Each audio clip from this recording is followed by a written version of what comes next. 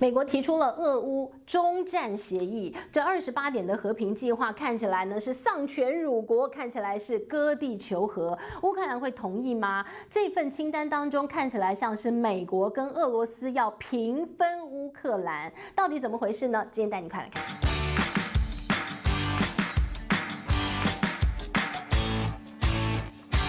嗨，大家好，我是志玉。近来看到关于俄乌大战的终战协议。28点和平计划被提出来了，那于是乎呢，大家就针对这和平计划开始有热烈的讨论。当然呢，这一篇这个和平计划只是草案而已啦，但是呢，它被送到了普丁的桌上，同时也送了一份给泽伦斯基。川普呢，甚至直接这样讲啊，他告诉泽伦斯基说，反正就是这样啦，你要就是签这一份啦，不要的话你就是继续打啦，反正你们就是不懂感恩啦。讲这种话，还直接呛说，感恩节之前你就给我签。不签，那很抱歉啊，我们就没有军援啦。不签，以后这个所谓的军事相关的一些共享情报，你也甭想喽。好，感觉哎呦，现在这个乌克兰是不是要被迫、被威胁签下一份丧权辱国、割地求和的协议啊？那到底这份协议是怎么来的？为什么又是此时此刻，川普又开始施压，希望俄乌大战赶快结束呢？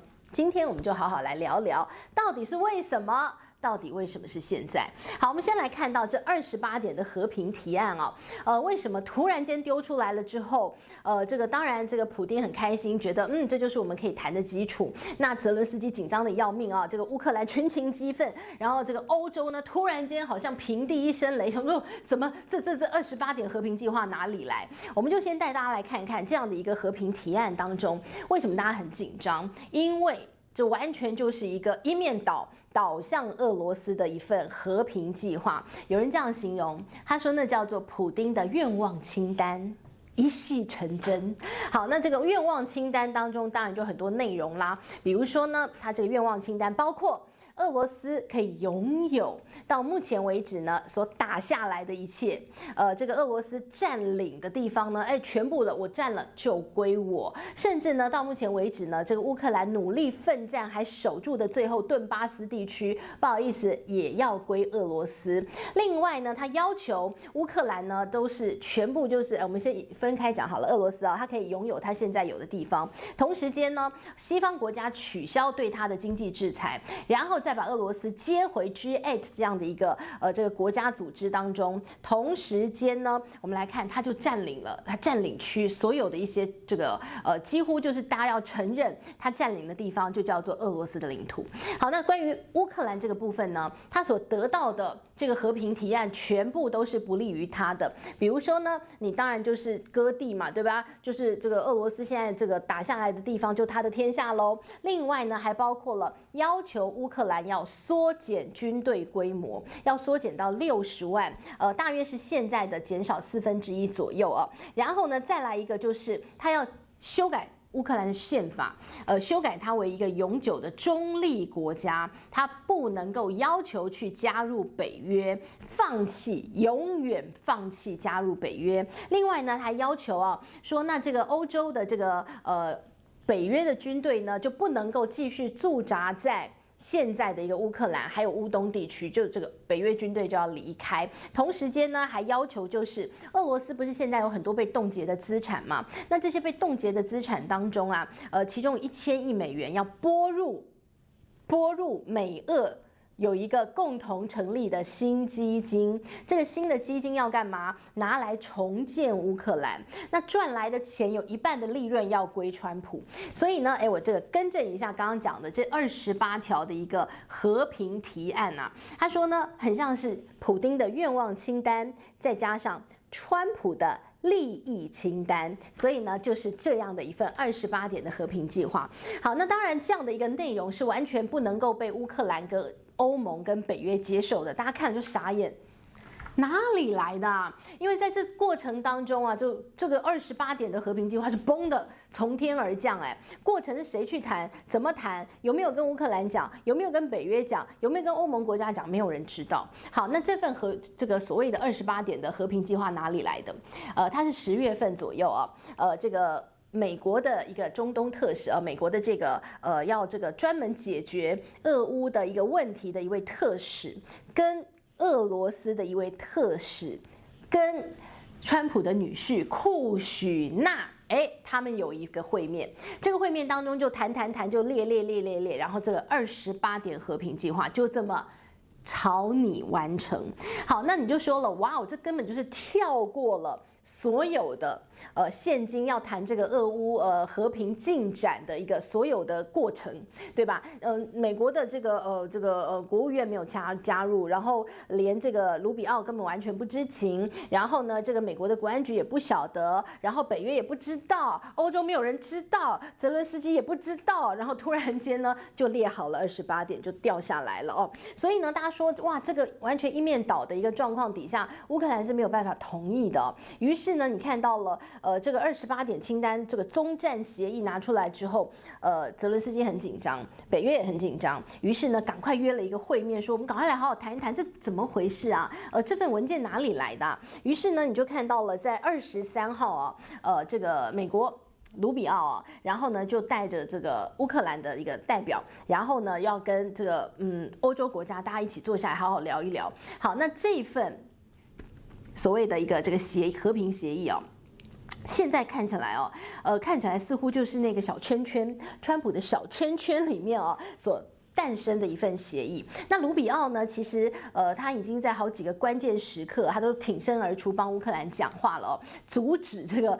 感觉阻止这个川普把乌克兰卖掉，可以这样形容吗？好，那无论如何，我们看到卢比奥这一次哦，一开始他先是说。怎么会有这个和平协议？没有啊。然后后来可能他回去问川普，问清楚了之后，还真的有。所以呢，他就改口了。他说：“对啦，这个是美国起草的。”但是他赶快这个危机处理。他说：“但是这就是一份基础，谈的基础。”然后他这样形容，他说：“这份文件是一个会呼吸的文件。”什么意思哦？就是它还可以改。OK， 不要紧张，还可以改。所以呢，他就开始代表这个美国，然后找了这个乌克兰泽伦斯基，找了英国、德国、法国，再重新的来调整这份和平计划当中的一些条文。所以呢，你看到了这个欧盟国家、北约国家看到法国、德国、英国很紧张啊，看到了这个28条之后，赶快拟那个对应的哦。然后呢，他们就开始更改了，不是说会呼吸吗？我就让他呼吸，让他重新呼吸，装一下叶克膜哈。好，然后呢，你就看。他改了一些，比如说，这个乌克兰的一个这个军队规模，要缩减，但是他呢没有缩减到60万那么多，要稍微提高一点。然后呢，他在提说，这个北约的军队呢，不驻扎，但是有一个前提，比如说在和平的前提底下哦，那我就不驻扎 OK。但现在是不是和平？那不就是各自解释嘛？所以他在他的条文当中加了非常多，都还可以互相讨论的一些余地，而不是呢就这么斩钉截铁跟你。说好，你就是军队，就是给我减到60万，然后呢，你北约军队就是给我离开，然后呢，你这个俄罗斯占地为王，占了的就是他的哦，这个也没有，然后反正加了非常多的一些这个条文互相讨论进去哦。好，那你就看到了，现在感觉好像这个川普的小圈圈决定的和平计划，现在大家赶快紧急的补破网哦。那当然，你看到欧洲方面的态度当然是挺乌克兰的嘛，都挺了这么久了，挺了快4年了，难道最后关头？说不好意思，那就放给你去吗？那我过去的辛苦算什么呢？我过去的这个砸的钱军援，又算什么呢？所以呢，你看到这个很多的欧洲国家立刻跳出来哦，特别是在此时此刻，你看像北欧、波罗的海的这些国家，马上他们就说我们会持续军援乌克兰，乌克兰你不要急，不要怕，我们挺你哦。好，然后呢，甚至呢，这个北约国家。看了这份28点当中，刚不是讲普丁的愿望清单，还有川普他的一个利益清单吗？利益清单当中，除了刚提到的，要求这个被冻结的俄罗斯的资产，其中1000亿美元要放到美俄共同基金当中，然后呢，运营之后去做这个乌克兰重建工作会产生的利润，美国要分50%嘛，甚至他还提到哦，他说呢，这个乌克兰的天然气的公司我也要股权的哦，还记不记得之前川普曾经告诉泽伦斯基说，我可以帮你，但是呢，你要让我开采你的矿产，不是有一个矿产协议吗？所以呢，这些东西放在里面，北约就觉得，这个美国你是把战争当成一门生意吗？我只想问欧洲，你真的是今天才知道吗？他们就一直是这样啊，好，所以呢，你看到了这个，但直接写成条文，这么完全不修饰啊，也不演了，也是蛮奇妙的一位美国总统。但你就理解他就是这样嘛。现在川普不就是把所有的国际的一个外交、地缘政治全部都当成一门生意吗？不管是任何的，你会觉得那就是一个政治的事件，他都要问，那我可以得到什么？我可以得到什么样的经济利益？你在跟我谈地缘政治，我在问你，我有什么经济利益？这不就是川普一贯以来的做法吗？所以你看到他把这些美国想要得到的利益又放进了这个俄乌的一个和平计划当中，好像也不意外吧？只是呢，这个欧洲好像还是有点不习惯他这样的一个做法。好，那同时间呢，你也看到，因为这样的一份和平计划被拿出来之后大家就开始。就重新又开始被这个美国搅得很混乱，所以呢，你看到了现在这个罗马尼亚这些北约国家也重新跳出来说，现在美国好像真的重新在布局它的一个战略我们刚刚这个漏讲了一个说，为什么是此时此刻？突然间，川普对泽伦斯基施压，还有一个很重要的一个时机点在于，现在的泽伦斯基真的面临到了一个这个不得了的煎熬的时刻。你看，俄罗斯不驻守，然后呢，他又面临到的是现在乌克兰内部有一个非常大的贪腐的丑闻危机，那就是泽伦斯基身边非常非常重要的一个幕僚，涉入了很可能是贪腐的一个丑闻。好，那当然这个人看起来很可疑，因为他已经潜逃了啦，然后涉及了1亿美元。那这件事情呢，就让泽伦斯基陷入了一个不断的很焦躁的一个状况底下，因为连他自己内部国内都对他不信任，觉得你怎么会放任你的亲信贪腐呢？我们现在是战争时期所以呢，现在泽伦斯基其实面临到内政非常不稳定，然后呢，他在对外的一个关系呢，你看到这个美国的一个态度，然后看到了北约的一个态度，所以呢，里外交迫啊，所以你看到现在很可能是因为这样的一个状况，所以川普觉得有机可乘，我现在施压你，或许呢你会比较愿意谈，比较愿意让这场战争停下来。所以你看到此时此刻，然后呢，你又看到了罗马尼亚他证实，他说美军将会缩减在罗马尼亚驻军的数量。好，那当然这件事情就会让大家觉得什么意思？美国你是什么意思？你在北约的驻军现在要缩减了吗？那的确是这样因为美国其实呢，全球一盘局嘛，一盘棋。美军呢，它的部署点呢，当然是要根据当下的一个它所需要的状况来做动态调整。好，那现在呢，有一说是觉得，那北约你在这个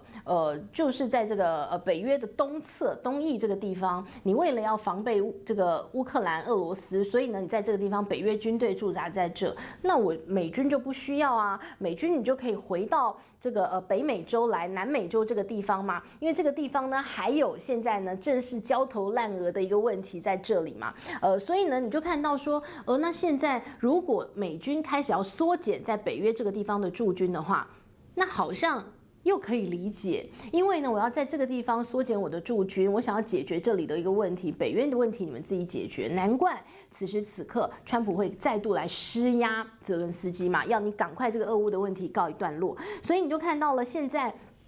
美国的一个举动过去呢，它是要回防在这个制衡中国，但现在你看到川普不仅仅要回防制衡中国，同时间呢，他要回防他的北美洲、他的后花园委内瑞拉的问题。所以呢，是不是他想要尽快结束在这个俄乌战事上的一个这个拖延战？好像你又可以理解他。好，那甚至呢，现在有这么一说，他们说，美国人已经有这样的一个说法，觉得不能理解的是，他们觉得这个和平计划完美啊，你就这个泽伦斯基赶快签一签，这场仗别打了。然后呢，他们就这样讲他说怎么会现在还有企图要推翻这个28点和平计划的人？他们有一个幻想，他说什么幻想呢？就是幻想美国呢会源源不绝的军援乌克兰，美国的弹药库会源源不绝的前线支援乌克兰。他说这叫幻想。然后呢，他也说这些人呢还有某种这个幻想是，他们觉得有某种神奇的制裁的组合，然后可以让俄罗斯立刻驻守。他们说这也叫做幻想，什么神奇的组合？有人说那个神奇的这个制裁就是叫中国一起来制裁，有人说那个神奇的制裁叫美国怎么样制裁到普丁昏倒。然后呢，他还说，那还有一种幻想呢，叫做幻想乌克兰总有一天会打胜仗。所以他说这些都现实点好吗？所以呢，他们才会觉得说，这一次拿出的这一份呢，你一看就会让泽伦斯基傻眼的一个协议，是一个很好的当头棒喝，要把泽伦斯基拉回现实。然后我们再在这个你觉得一面倒偏袒普丁的一个基础当中，我们再来修改嘛，修改到什么样的状况是普丁也能接受，那你泽伦斯基也意识到现实是什么，然后最终别再打了。好，那当然啦，这次呢看到这28点的一个和平计划哦，普丁当然最开心，这是他愿望清单嘛，那就来看看最后拉扯当中可能会最后还有另外一份的28点的清单，这个拿出来修改过后的。好，那当然呢，这个修改过后的能不能让这个普丁满意，泽伦斯基也愿意同意哦，那真的又是一个拉扯的过程。但是呢，这件事情哦，告诉我们现在欧洲怎么看这件事情，他们说。又是一样的状况，这第4次了。人家说事不过三，就这第4次。第4次什么？就是川普绕过所有的正常的管道，而且这些管道呢，都是之前大家跟美国政府讲好的，要谈俄乌的这个问题的话，你一定要北约一起，欧洲一起，然后我们怎么个谈法，然后大家坐下来谈，你不能够私自己跑去跟普丁这个咬耳朵，然后就嘣的又把计划拿出来。第4次了啦，又这样。但是呢，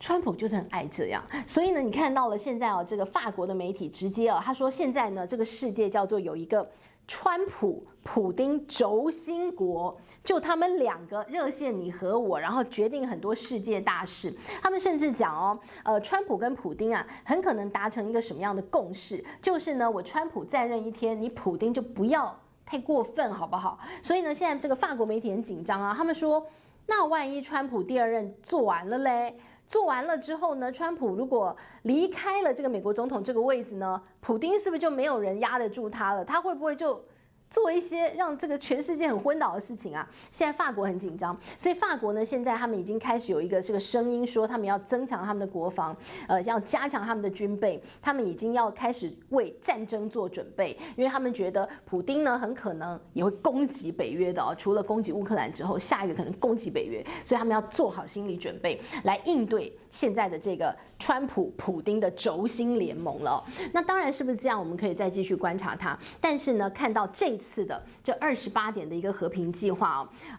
可以说这次呢突然间的拿出来吓死大家。然后呢，在这个卢比奥挺身而出这个赶快先 hold 住，我们重新再谈细节一点，好像呢又让这个泽伦斯基好像找到一线生机了。现在对泽伦斯基来讲，应该是每一天都好珍贵，应该是每一天看到太阳出来，他醒来，应该就会感谢老天爷，说我又撑过了一天。现在的感觉好像是这样。那到底最终呢，这个俄乌战争还会有什么新的进展呢？我们会持续帮大家做关注。好，这是今天的内容，希望你喜欢了，我们下回见，拜。